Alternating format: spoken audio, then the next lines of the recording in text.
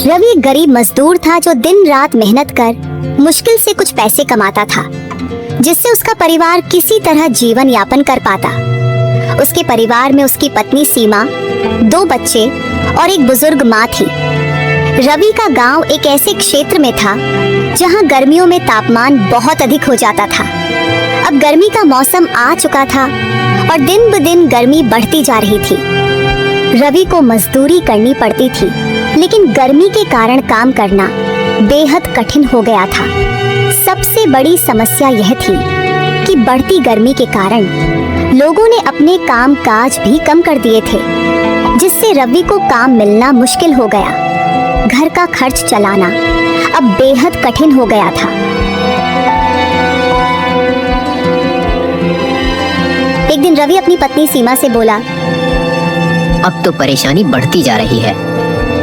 इतनी तेज गर्मी में काम करना मुश्किल हो गया है और ऊपर से काम भी कम मिलने लगा है। मुझे समझ नहीं आ रहा कि घर का खर्च कैसे चलेगा और माँ की दवाइयों के लिए पैसे कहाँ से आएंगे।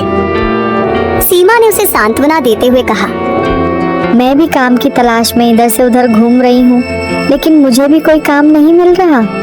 आज काम मिलता तो घर चलाने में थोड़ी आसानी होती। आप चिंता मत करें, भगवान सब भला करेंगे। गर्मी तो सबके लिए बढ़ रही है, जो होगा देखा जाएगा।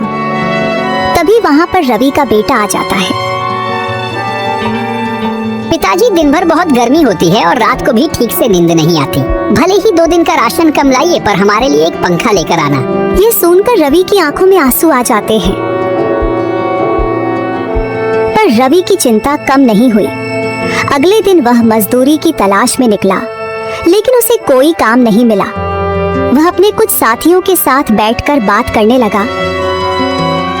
हम लोग तो मेहनत करके ही अपना घर चलाते हैं। इस गर्मी के कारण सहकार लोग दिन भर अपने गोदाम बंद रखते हैं। अगर हमें काम ही नहीं मिलेगा तो हम अपने परिवार का पेट कैसे भरेंगे? हाँ रवि भाई, तुम ठीक कर रहे हो। कमबख्त ये गर्मी हमें मार ही डालेगी। और इस गर्मी के कारण साहूकार लोगों ने भी अपने गोदाम बंद कर रखे हैं। हम घर से बाहर काम करने के लिए निकलते हैं, अगर वही नहीं मिला तो हमारा घर कैसे चलेगा? उस दिन किसी को भी कोई काम नहीं मिला। थक हार कर रवि घर लौटा।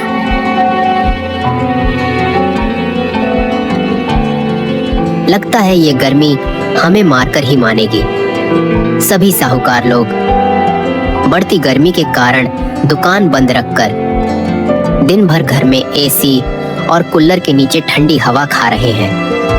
लगता है भगवान भी हमारी परीक्षा ले रहे हैं। भगवान के घर देर है लेकिन अंधेर नहीं। आप चिंता मत कीजिए, सब ठीक हो जाएगा।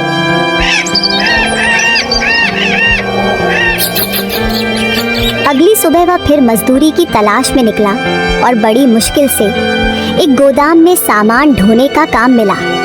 रवि सिर पर बोरी उठाकर ले जा रहा था, लेकिन 3-4 घंटे तेज गर्मी में काम करने के बाद अचानक उसे चक्कर आ गया और वह बेहोश होकर गिर पड़ा। उसके साथी घबराकर उसके पास आए। अरे भाई, लगता है रवि भाई गर्मी की वजह से बेहोश हो गए हैं। जब इन्हें होश आ जाए तो हम इन्हें घर छोड़ देंगे। कुछ देर बाद रवि को होश आया। उसने धीरे से पूछा, मुझे क्या हो गया था? मैं कहाँ हूँ? उसके एक साथी ने कहा, तुम्हें काम करते करते चक्कर आ गया और तुम बेहोश होकर गिर पड़े थे। अब 2 घंटे बाद तुम्हें होश आया है। अगर तुम चल सकते हो तो हम तुम्हें घर छोड़ देते हैं। साथी उसे घर छोड़कर आए। रवि जैसे ही घर पहुंचा, सीमा घबराकर पूछने लगी, हे भगवान, आपको क्या हो गया? सुबह तो आप ठीक थे, फिर अचानक ऐसा क्या हो गया कि आप बेहोश हो गए?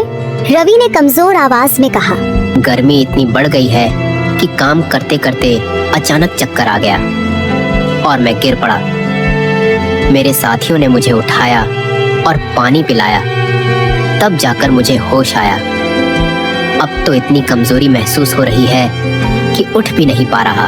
आप कुछ मत बोलो, आराम कीजिए। मैं आपको कल सुबह गांव के अस्पताल में लेकर जाऊंगी।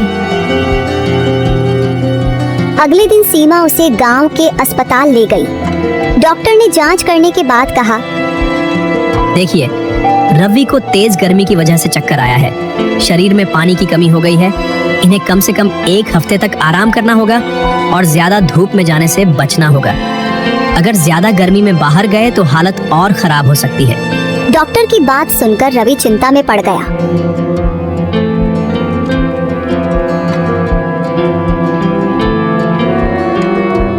अगर मैं घर बैठ गया तो कमाएगा कौन? परिवार का खर्चा कैसे चलेगा? मेरे भरोसे ही मेरी माँ, मेरी पत्नी और 2 बच्चे हैं। लेकिन सीमा ने उसे समझाया। घर में अभी 4 दिन तक चलेगा, इतना राशन अभी बाकी है और 4 दिन में कोई ना कोई काम ढूंढ लूंगी। आपकी सेहत सबसे जरूरी है, कुछ दिन आराम कर लीजिए, भगवान कोई ना कोई रास्ता जरूर निकालेंगे। ऐसे ही कुछ दिन निकल जाते हैं। रवि बहुत ही उदास और चिंतित होकर मंदिर गया और भगवान से प्रार्थना करने लगा। हे भगवान, मुझे हिम्मत दो, मेरे परिवार की रक्षा करना, इस कठिन समय में मेरा सहारा बनो। डॉक्टर ने कहा है कि मुझे धूप में काम नहीं करना चाहिए। अगर मैं धूप में काम नहीं करूंगा तो मेरी परिवार को खिलाएगा कौन? रवि उदास होकर मंदिर की सीढ़ियों के पास बैठ गया। तभी एक व्यापारी महेश चंद मंदिर की ओर जाता है। सीढ़ियां चढ़ते समय उनका बटुआ गिर जाता है, लेकिन वह इस बात से अनजान आगे बढ़ जाता है। रवि की नजर बटुए पर पड़ती है, वह उसे उठाकर अपने पास रख लेता है और महेश चंद के लौटने का इंतजार करता है। कुछ समय बाद महेश चंद वापस आते हैं। रवि उनके पास जाकर कहता है, साहब, आप जब मंदिर की सीढ़ियां चढ़ रहे थे तो आपका बटुआ यहाँ गिर गया था। मैं तब से बैठा आपका इंतजार कर रहा था ताकि इसे आपको लौटा सकूं। महेश चंद बटुआ देखकर हैरान रह जाते हैं और रवि की ईमानदारी से प्रभावित होते हैं। अगर तुम चाहते तो इस बटुए को लेकर भाग सकते थे। इस बटुए में मेरे बहुत सारे पैसे और कुछ जरूरी कागज थे, लेकिन तुमने ऐसा नहीं किया। तुम एक सच्चे और ईमानदार व्यक्ति हो।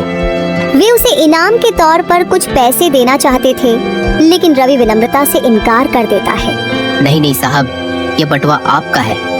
इसमें के हर एक वस्तु पर आपका अधिकार है, इसलिए मेरा इस पर कोई अधिकार नहीं बनता। जो मुझे मेहनत करके पैसे मिलते हैं उसी में खुश हूँ। महेश चंद को रवि की सच्चाई और ईमानदारी बहुत पसंद आती है। वे उससे पूछते हैं कि वह क्या काम करता है। क्यों भाई, तुम काम क्या करते हो और यहाँ पर क्या कर रहे हो? रवि उन्हें बताता है कि वह मजदूरी करता था, लेकिन डॉक्टर ने उसे तेज धूप से बचने की सलाह दी है, जिस कारण वह अब कोई काम नहीं कर पा रहा। महेश चंद कुछ देर सोचते हैं और फिर कहते हैं, जब तुम्हारी तबीयत ठीक हो जाए तो 2-4 दिन में मेरे गोदाम पर आकर मिलना। मेरे पास तुम्हारे लिए एक अच्छा काम है। रवि खुशी खुशी भगवान को धन्यवाद देता है कि उसे एक अवसर मिल गया। 2 दिन बाद वह महेश चंद के गोदाम पर पहुंचता है। महेश चंद उसकी ईमानदारी से पहले ही प्रभावित हो चुके थे, इसलिए वे उसे गोदाम का हिसाब किताब रखने की जिम्मेदारी दे देते हैं। यह एक आरामदायक काम था, न तो तेज धूप में जाना पड़ता और न ही कड़ी मेहनत करनी पड़ती। साथ ही रहने और खाने की भी अच्छी व्यवस्था थी। रवि को अब अच्छी तनख्वाह मिलने लगी और उसका परिवार भूख से बच गया। महेश चंद को भी ऐसा भरोसेमंद व्यक्ति मिल गया जिस पर वे निश्चिंत होकर अपने व्यापार की जिम्मेदारी छोड़ सकते थे। अब रवि और उसका परिवार सुखी जीवन बिताने लगे।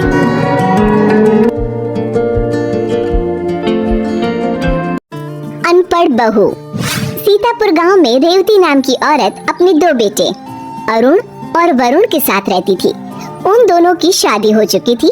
रेवती की बड़ी बहू सोनाली बहुत ही पढ़ी लिखी थी, लेकिन उसकी छोटी बहू चारू ने कोई पढ़ाई नहीं की हुई थी।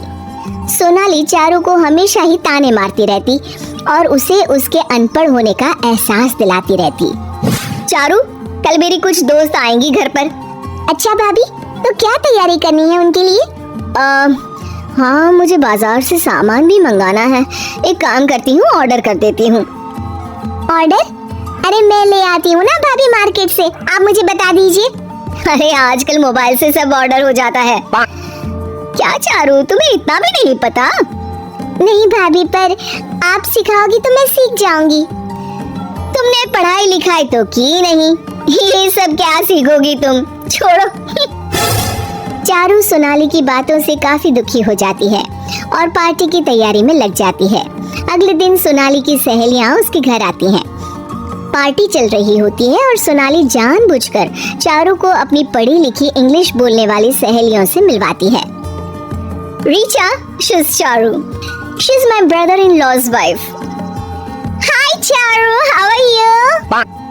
चारू को रीचा की बातें समझ नहीं आती, पर वो फिर भी बात करने की कोशिश करती है।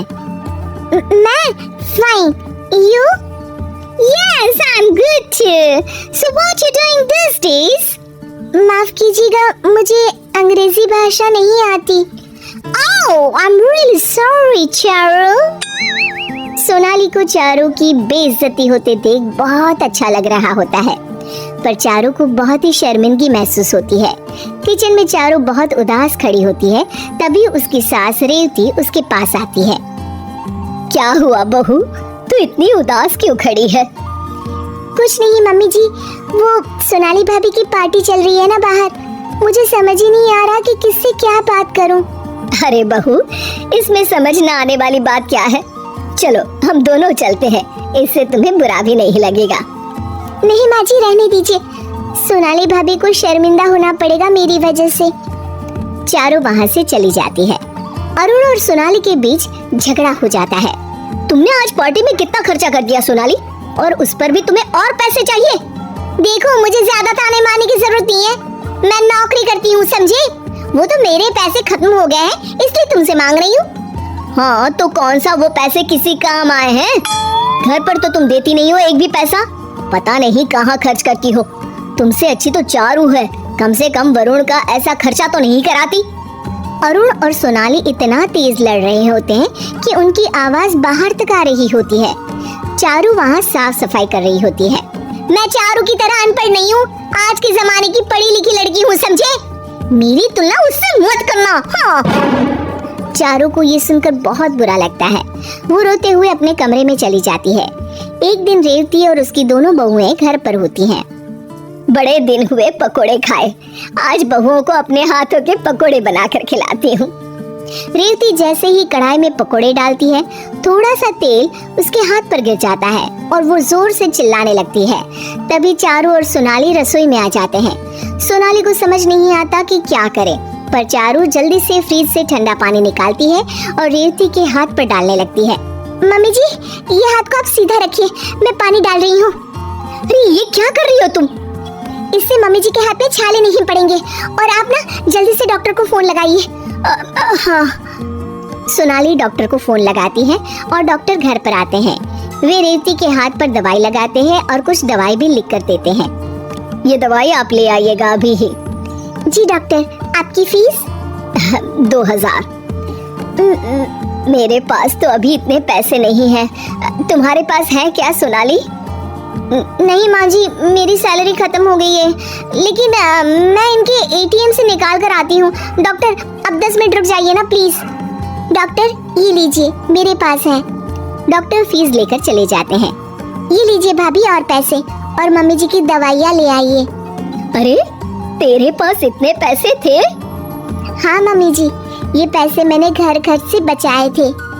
बेटा, आज तो तूने संभाल लिया, वरना मेरे हाथ में अभी तक तो छाले भी पड़ गए होते। भले ही तूने पढ़ाई लिखाई ना की हो, पर तू बहुत समझदार है। चारू ने जिस तरह से आज अपनी सास को संभाला, ये देखकर सोनाली बहुत शर्मिंदा होती है और उसे एहसास हो जाता है कि इंसान को उसकी पढ़ाई लिखाई से नहीं, बल्कि उसकी समझदारी से आंकना चाहिए। हमारी वीडियो देखने के लिए आपका बहुत बहुत धन्यवाद। प्यारे दोस्तों, अब हमें सब्सक्राइब और फॉलो भी कर लो, और आपको वीडियो कैसी लगी कमेंट में बताओ, और वीडियो को अपने दोस्तों को शेयर कर दो